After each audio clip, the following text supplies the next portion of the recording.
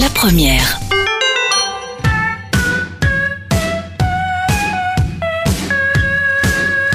Tout le monde y passe. Pascal Claude.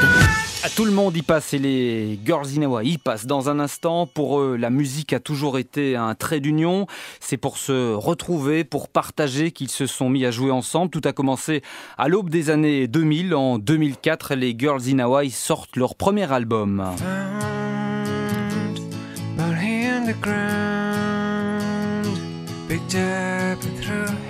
4 ans plus tard, après avoir passé du temps en Ardennes, dans une maison de campagne transformée en studio, ils sortent leur deuxième album.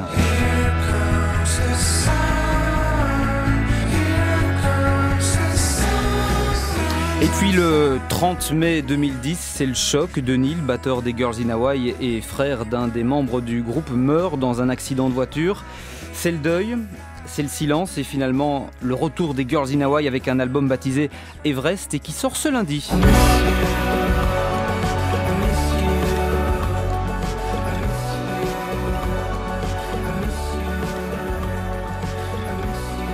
Mrs. c'est le premier extrait de cet album. Bonjour les Girls in Hawaii.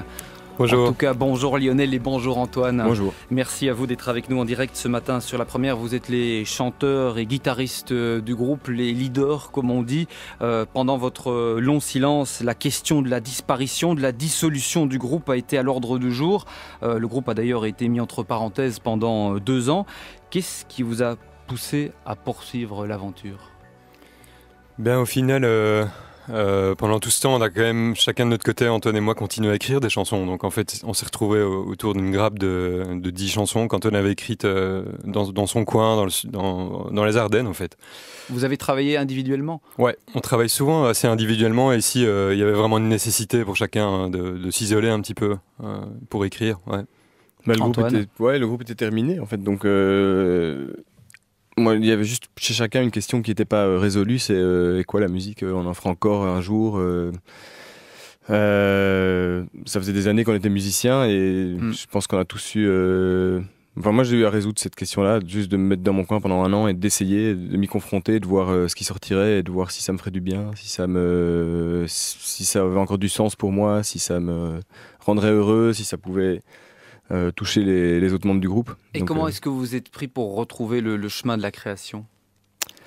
Bah moi je savais que ça allait être compliqué, que ça allait être long, donc je voulais pas le faire à Bruxelles. J'ai loué une petite maison, j'ai déménagé en fait de Bruxelles et je suis allé habiter entre Gouvy et Vielsalm en province de Luxembourg. Ouais, en province de Luxembourg, à Langlier précisément.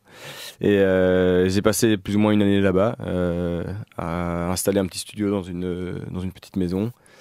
J'ai la batterie de mon petit frère, je jouais tous les jours un peu de batterie, puis enfin ça a été vraiment une année dédiée à la musique et dédiée à lui et une année de test quoi, voir sur 1 an en faire un peu tous les jours et voir ce que ça deviendrait. Et composer, créer, ça vous a aidé à faire face à ces 2 réalités, la mort de votre frère ?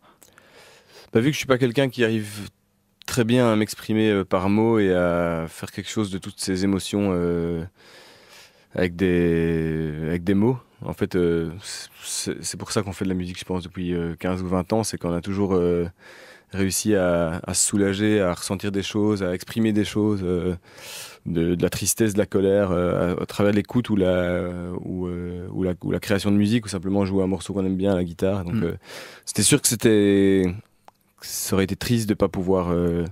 l'explorer comme ça en fait. Vous parlez avec les notes, Lionel ?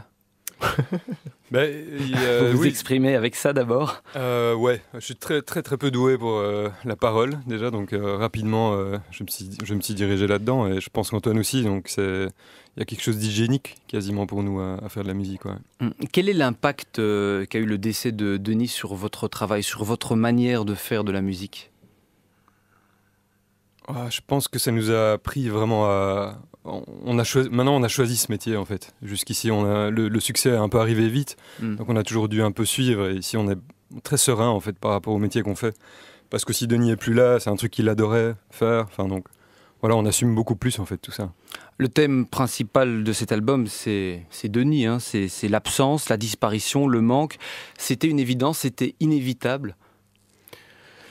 Pour moi, oui, mais ça devait pas forcément être un album de girls, mais moi j'avais besoin de. C'est même pas que le thème c'est Denis, c'est juste que le contexte c'était Denis, le contexte de faire un disque dans les 2 ans qui suivent les 3-4 ans qui suivent son décès, c'est tout le réservoir d'émotions que j'ai en moi dès que je fais une chanson, forcément ça vient de là.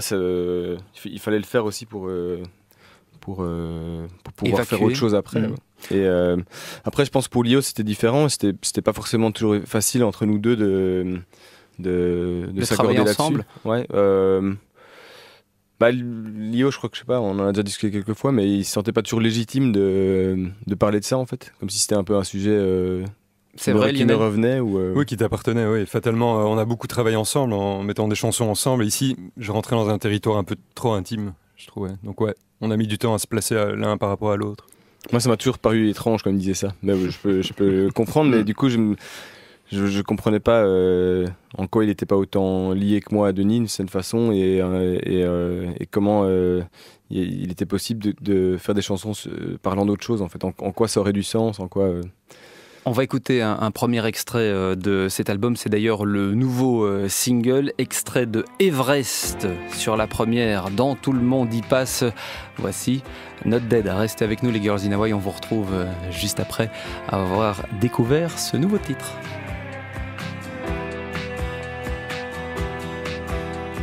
Broken branches in two under my shoes. Everything starts to gravity. Ils sont toujours bien vivants, ils sortent ce lundi leur nouvel et 3e album, les Girls in Hawaii, avec cet extrait qui s'appelle Not Dead. 10h43. Antoine et Lio, vous regardiez attentivement il y a quelques instants l'horloge et vous me disiez, d'habitude, c'est l'heure à laquelle on se réveille. Non, quand même pas on se réveille, mais à l'heure à laquelle on émerge. Vous n'êtes pas des Lio, il dit souvent dans les interviews que s'il y a une raison pour laquelle il est musicien, c'est pour se lever tard, ouais c'est pour pas être obligé de se lever tôt tous les jours. Ça, c'est un luxe de ne pas avoir d'horaire, de contraintes à ce niveau-là.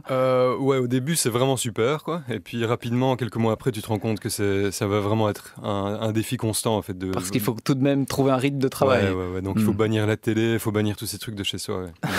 Alors revenons-en à votre album. Fin de la semaine dernière, vous êtes passé par Internet pour faire découvrir en avant-première ce disque. Il y avait apparemment beaucoup d'attentes puisque vous avez dû faire face à des problèmes techniques. Vous avez eu droit aussi à beaucoup de messages positifs, des marques de soutien, même d'amour. Vous l'avez vécu comment cette soirée ? Ouais, cette soirée pour nous c'est un peu un fragment de toute une année en fait. On a réouvert notre page Facebook il y a 1 an, en septembre, quand on recommençait. Quand vous avez annoncé votre retour. Voilà, on a annoncé qu'on avait envie de faire un disque et qu'on projetait d'en faire un, voilà. Et depuis en fait, il y a eu vraiment énormément de messages de soutien, de messages d'encouragement, de gens qui avaient vraiment l'air de faire plaisir. Et chaque truc qu'on a posté, c'était vraiment beaucoup suivi. Et ouais, on s'en est bien nourri en fait pendant une année. Du coup, tout reprenait du sens. On sentait aussi l'album. On l'a pas démarré vraiment par rapport à nos fans ou par rapport à un public. On l'a vraiment au départ fait. Mais les fans vous ont vraiment aidé à traverser cette phase difficile et à écrire ce nouvel album.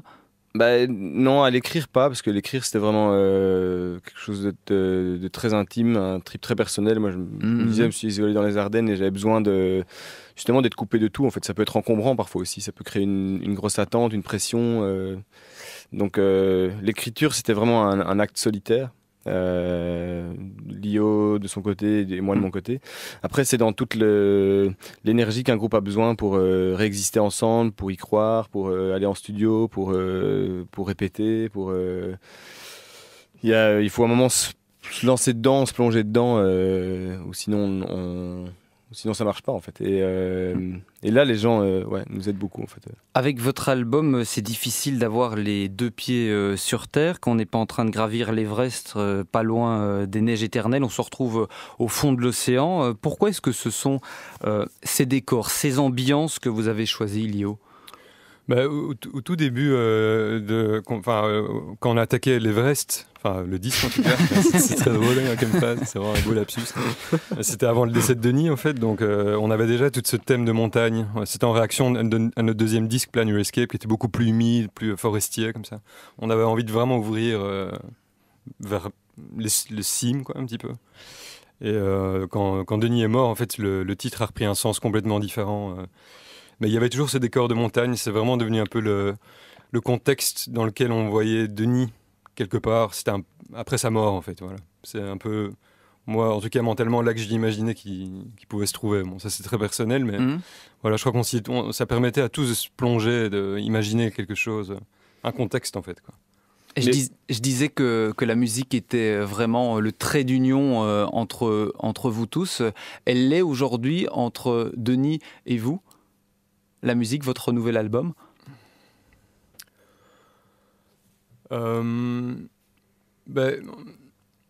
C'est après le décès de Denis, il y a eu un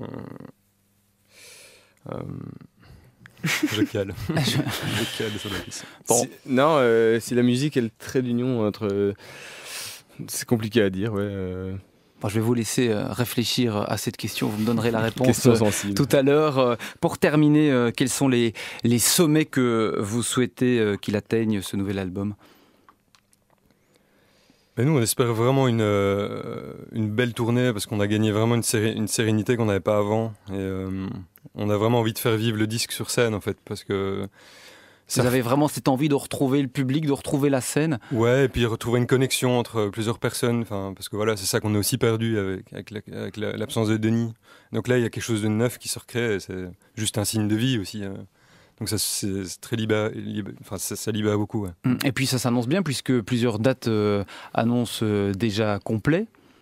Ouais, ça c'est super. On était vraiment super étonnés de la rapidité. On se doutait qu'on allait remplir des salles à un moment, enfin on espérait en tout cas, mais là ça a été...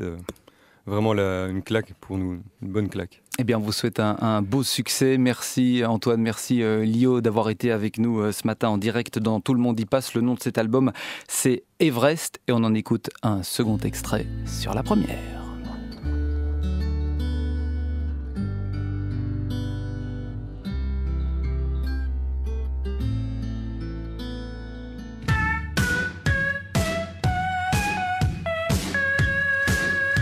Tout le monde y passe, Pascal Claude.